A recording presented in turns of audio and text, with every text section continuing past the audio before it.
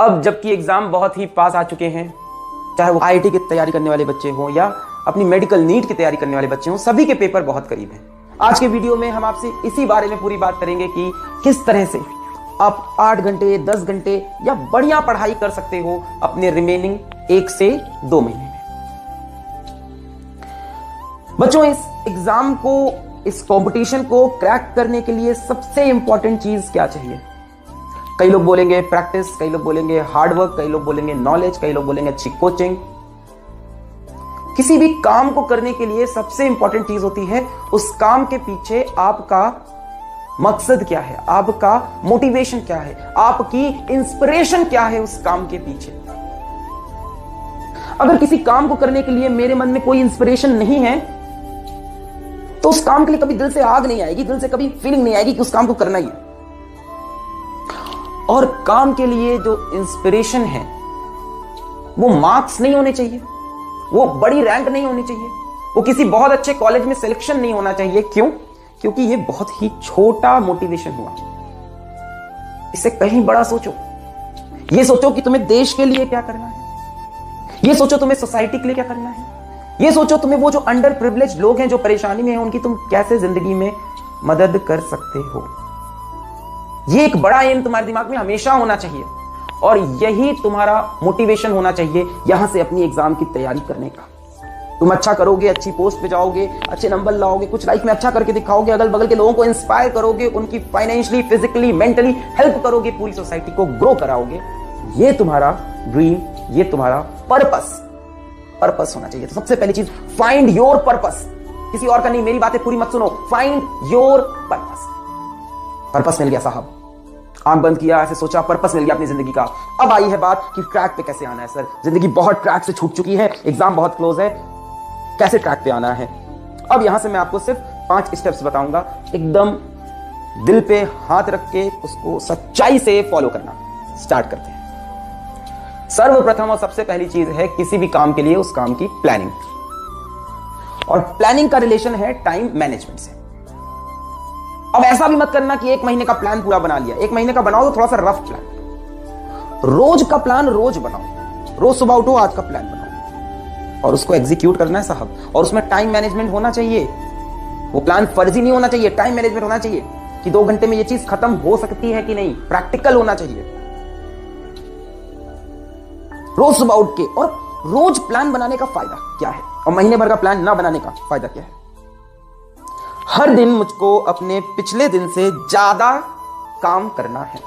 करना है तो करना है तो करना है तो करना है। मेरे ऊपर किसी ने रिस्ट्रिक्शन नहीं लगाई है कि मैं इससे ज्यादा नहीं कर सकता। जब महीने का प्लान बनाते हैं लगता है टारगेट अचीव हो गया, खत्म, आज के दिन का काम खत्म। नहीं, कल अगर मैंने इतना काम किया है तो आज इतना काम करूंगा। कल अगर मैंने 6 चैप्टर कंप्लीट किए हैं तो 8 चैप्टर करूंगा। अब कई लोग कहेंगे sir number of chapter matter नहीं करते, नंबर ऑफ आवर्स मैटर नहीं करते। तुम्हारे दिल में सच्चाई है वो समझ लेना। तुम्हें पता रहेगा मैंने कल ज्यादा मेहनत की, आज ज्यादा मेहनत की, मैंने कल ज्यादा चीज अचीव की, आज ज्यादा अचीव की। और अगर आज ज्यादा अचीव की है तो कल सुबह ये प्लान होना चाहिए कि आज कल से भी ज्यादा अचीव करना है। दिल से करो। तो प्लान और टाइम मैनेजमेंट पर डे का हो और हर डे एक चीज दिमाग में हो कि कल से बेटर आज करना। ये तो हुई प्लानिंग की बात, रोज की प्लानिंग करेंगे। एक वेग आइडिया होना चाहिए, एक जनरल आइडिया होना चाहिए पूरे महीने का भी कि कैसे पूरा सब फिनिश करेंगे। इसके बाद जो दूसरी प्रॉब्लम आती है या दूसरी जो मैं बात बताऊंगा वो है प्रोक्रेस्टिनेशन की, अपने काम को टाल देने की आदत की। इसे कल से कर लेंगे, आज तो शाम हो गई, अब कल सुबह नई शुरुआत होगी मेरी जिंदगी की। Tomorrow will be a new beginning of my whole life. और कल से सब चीजें स्टार्ट होगी। अब आपने इसमें किया क्या? आपने किया क्या? अपने दिमाग को आपने एक सिग्नल भेजा, अपने दिमाग को आपने एक सिग्नल भेजा कि ये काम बहुत टफ है, ये काम बहुत टफ है, ये मुझसे आज तो हो नहीं पा रहा है, इसको कल से शुरू करेंगे।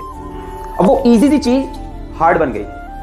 नहीं सर, वो हार्ड थी तो वो हार्ड चीज हार्डर बन गई। जब आप काम को टालते जाते हो ना तो दिमाग को भी लगता है ये काम तो टफ होगा, इसको बंदा टाल रहा है बार बार या बंदी टाल रही है बार बार, वो सोच रहा है इसको कल करेंगे या सोच रही है कल करेंगे। तो जब भी किसी काम को आप प्रोक्रेस्टिनेट करते हो, आगे टालते हो, कल करेंगे, वो काम टफ होता जाता है, आपके दिमाग में प्रेशर बनता जाता है। तो ये बहुत इंपॉर्टेंट है। आज की चीज अभी, समय आ गया।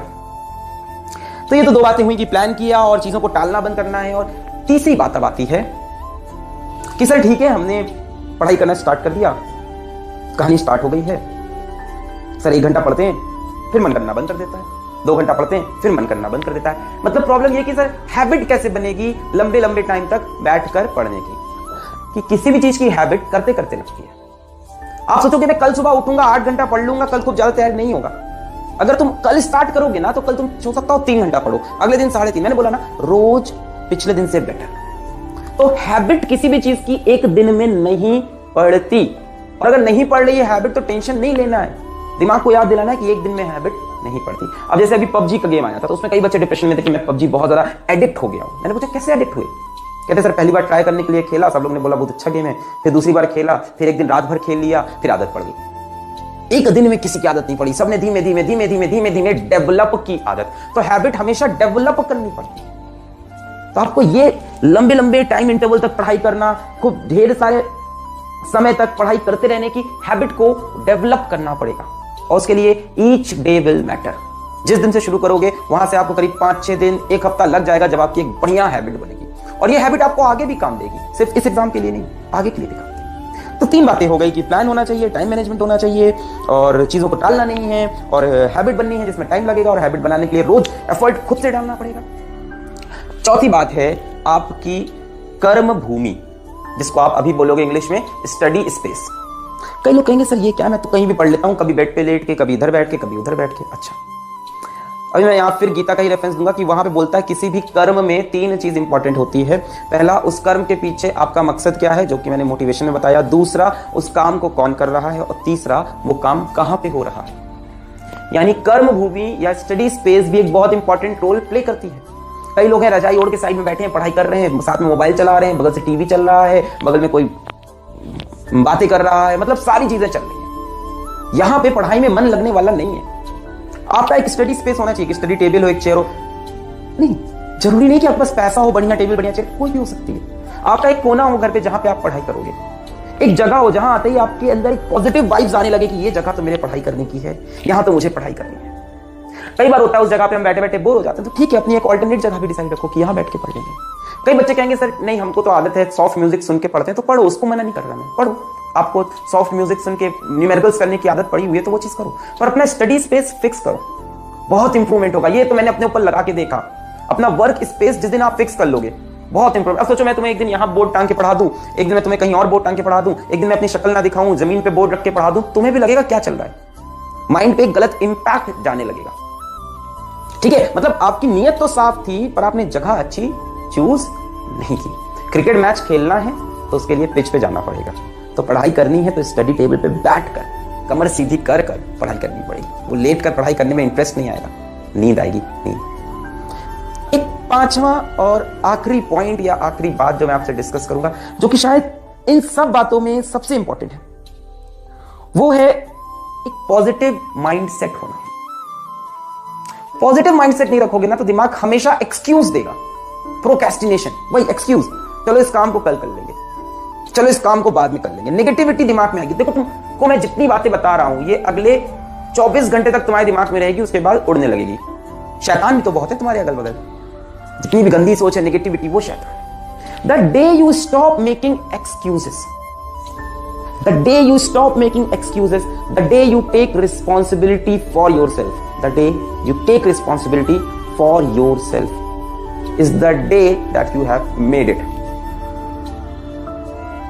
Stop making excuses, take responsibility of yourself with a positive mindset.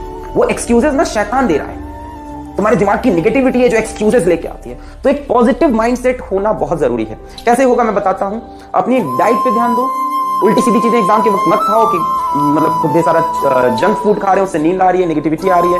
Timely अपने खाने को रखो, रेगुलेट करो। एक्सरसाइज कर सकते हो तो एक्सरसाइज करो, नहीं कर सकते हो तो मॉर्निंग वॉक पे जाओ, शाम पे खाने के बाद एक बार वॉक कर लो। मतलब अपने आप को फिजिकली भी फिट रखोगे तभी मेंटली फिट रखोगे। पॉजिटिविटी इन्हीं सब चीजों से आएगी, पर ये पॉजिटिव माइंडसेट रहना बहुत ज्यादा जरूरी है, बहुत ज्यादा। भाई हेल्थ इज वेल्थ, वरना जितनी चीजें सब कर रहे हो सब बेकार है। अगर दिमाग ही खराब हो रहा है, रात में नींद नहीं आ रही, सर में इक्वेशंस घूम रही हैं, तो ये सब करना किसी भी वर्थ का नहीं होगा। Big thank you for being here. बहुत बहुत धन्यवाद।